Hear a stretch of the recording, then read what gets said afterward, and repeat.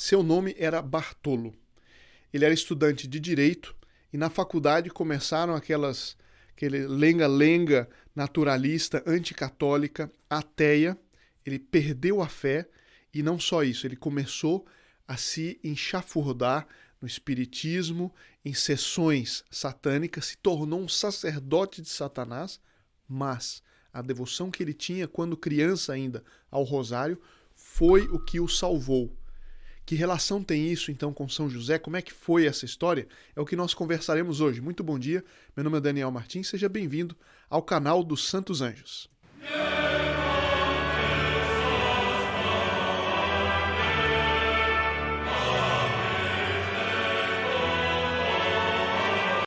Quem fala dos Santos Anjos tem que falar de São José. O objetivo nosso justamente é atrair a presença e a ação dos anjos e afastar a influência do demônio no dia a dia. E São José, ele tem o título de terror dos demônios. Por várias razões que nós veremos melhor amanhã. Se Deus quiser, estamos chegando perto da festa de São José e nós veremos isso com mais detalhe. Mas eu achei muito interessante quando eu estava vendo este livro aqui, A Consagração a São José, Maravilhas de Nosso Pai Espiritual, do padre Donald Calloway. E é um livro que tem em português, eu creio que na livraria Eclésia, se pode achar, mas me foi recomendado pela dona Clis, aqui do canal. Nos comentários eu comprei, realmente um livro muito interessante, muito especial. E ele fala desse beato Bartolo Longo. Bartolo Longo.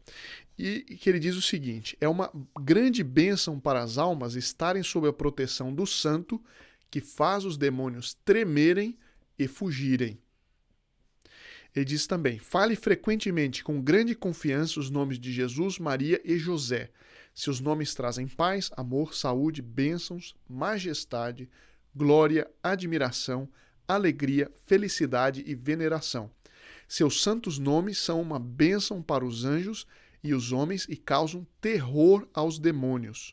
Os cristãos devem sempre ter os nomes de Jesus, Maria e José em seus corações e lábios. Portanto, nada melhor para aqueles que estão ocupados em estudar, em aprender a respeito dos anjos e seu papel, do que também falarem e terem devoção a São José. As coisas não se excluem, elas se harmonizam. Mas eu fiquei curioso, o padre Calloway fala a respeito desse beato Bartolo Longo, e eu fui então pesquisar um pouco mais, e eu vou mostrar algumas fotos para vocês. Vou entrar aqui no PowerPoint. Esse era o rapaz que tinha acabado de sair da faculdade. E na faculdade aconteceu com ele o que infelizmente ainda acontece na grande parte dos casos nas faculdades hoje no Brasil. Eu creio que pelo mundo também. Que é uma espécie de anticatolicismo, como se ser católico é o contrário de conhecer. É o contrário da razão, como se a fé fosse o contrário da razão. É o contrário, quanto mais se estuda, mais se confirma a fé. Mas enfim, a gente vê essa doutrinação dos jovens nas faculdades que perdem a fé, começam a ficar anticatólicos. Mas como a mente humana foi criada para conhecer a Deus, pode ver, todo ateu está cheio de superstição. E aconteceu isso com o Bartolo.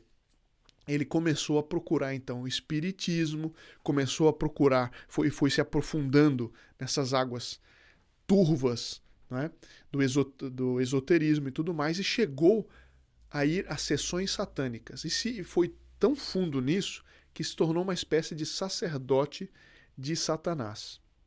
Acontece que isso vai junto também com a vida política dele. Ele se envolveu em movimentos revolucionários que estavam lutando pela unificação italiana, no fundo, para tirar a influência dos papas. Então eles acabaram com os estados pontifícios. Por causa dessa revolução, até hoje o Papa está ali apenas no Vaticano.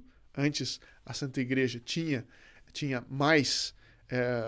um território muito maior e que com muito mais obras de caridade nesse território e tudo mais, mas enfim, isso é outro assunto. Ele se envolveu nisso. Então vê como essas coisas vão juntas, né? Esses movimentos revolucionários, esoterismo, satanismo, etc. Mas enfim, veja o que diz aqui. O padre. Depois de ser varrido por várias ideologias políticas, ele se tornou anticatólico e tudo mais. O envolvimento de Bartolo com o ocultismo e o espiritismo o deixou vazio e infeliz. Ele sofria de alucinações, pesadelos torturantes, exaustão nervosa, dores no corpo e depressão severa. Aí veio a hora da graça para ele. Em busca de ajuda, ele recorreu a um amigo. Eu achei a foto do amigo, que era um sacerdote dominicano, que era professor naquela faculdade e que ele tinha conhecido. Temendo por sua alma, ele renunciou, ou seja, ele falou com esse dominicano e começou a se converter radicalmente. Temendo por sua alma, renunciou ao espiritismo e suas práticas, retornando ao catolicismo de sua juventude. Muitas pessoas têm perguntado nos comentários, e com muita razão, o seguinte: o que eu faço? Meus filhos, até chegar até os 12, 13, 14 anos, ainda praticam a fé, depois deixam de lado, já não rezam mais comigo, etc. A gente vê o seguinte: ainda que isso aconteça, não perca a esperança. Por quê? Porque aquela semente que foi plantada enquanto eles eram crianças, sobretudo a devoção à Nossa Senhora, o rosário, ao anjo da guarda, lá na frente isso vai ter um grande papel na conversão deles. É claro que existe o livre-arbítrio, mas as graças podem ser muito maiores se essa semente for plantada, como nós vamos ver aqui. Em gratidão por ter se libertado do ocultismo, Bartolo tornou-se um dominicano da Ordem Terceira e dedicou sua vida à divulgação do rosário. Outra coisa interessante, nós vamos ver a história dessa estampa que eu estou colocando aqui.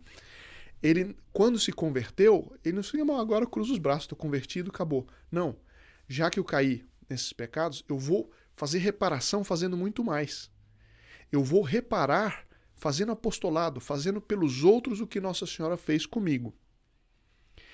Ele era muito devoto de São José, rezava ele diariamente e sentia-se particularmente apegado ao seu título de terror dos demônios. Bartolo amou tanto São José que escreveu um volumoso livro de meditações e orações a São José para ser usado no mês de março. Então, o ex-sacerdote satânico foi beatificado em 1980. E depois da conversão dele, ele decidiu ir nessa região de Pompeia, ali no sul da Itália, e fazer apostolado, como eu disse, do rosário. E tinha uma condessa muito rica, muito piedosa, que tinha um terreno, tinha terrenos ali no sul da Itália, e ela disse: não, eu quero construir uma basílica, vamos construir uma basílica Nossa Senhora do Rosário. E ele tinha recebido inspirações interiores muito claras de fazer o apostolado do rosário.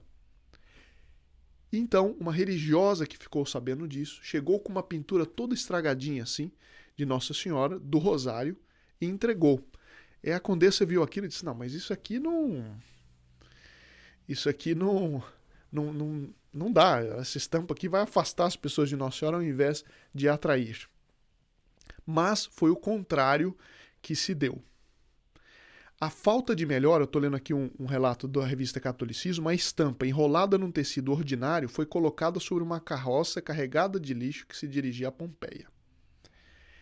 Então eles pegaram, não tinha falta de outra, pegaram essa estampa para colocar no local. O bispo da região decidiu construir uma igreja mais próxima de Pompeia.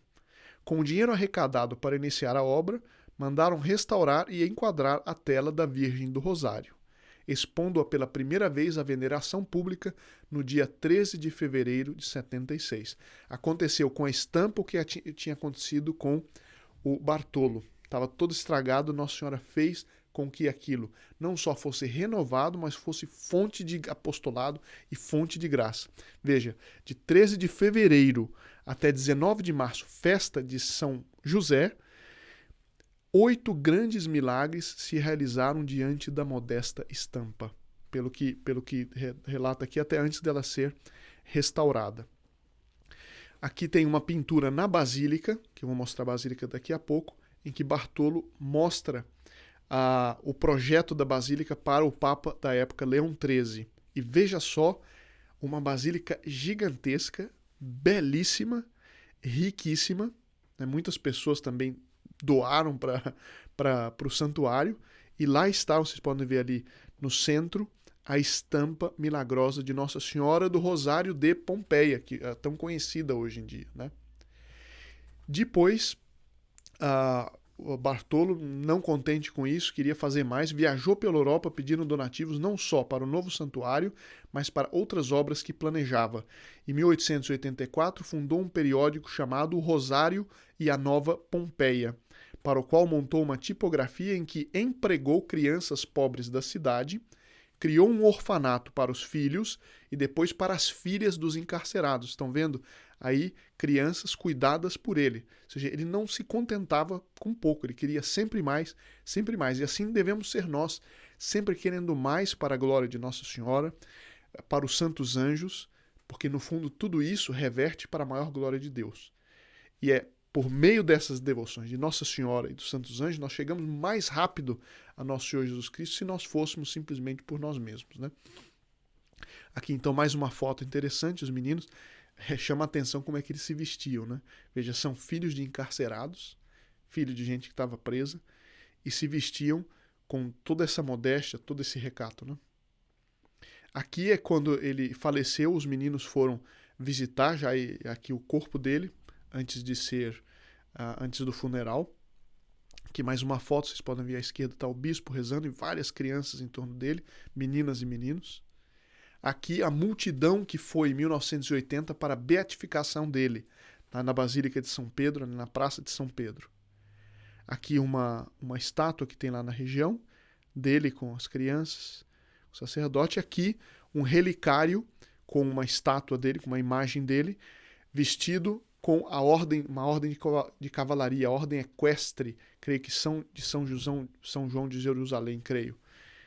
E aqui tem uma cerimônia dessa ordem religiosa de cavalaria que está o venerando aí.